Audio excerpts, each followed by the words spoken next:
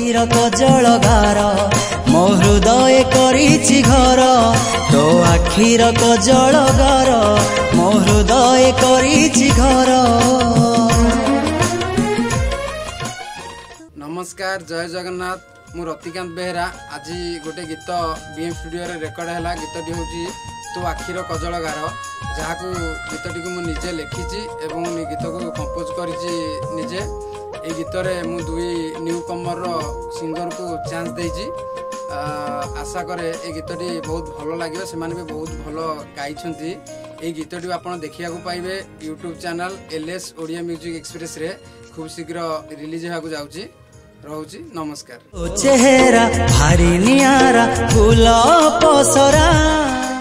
नमस्कार, जय जगन्नाथ। मु कृष्ण।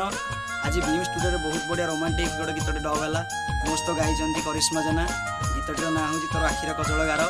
गीतटी को लिखिं और कंपोज कर रतिकांत भाई। खूब शीघ्र LS Odia music express channel गीतटी आसुची। आशा करुँच आप भल लगे। आपने गीतटी देखूँ, जदि गीतटी भल लगे लाइक करेंगे, शेयर करेंगे और मीठा मीठा कमेंट देवे। सब्सक्राइब करने जमा भूलें। जदि भल लगे गीतटी को आपने सपोर्ट करेंगे, मोर आशा।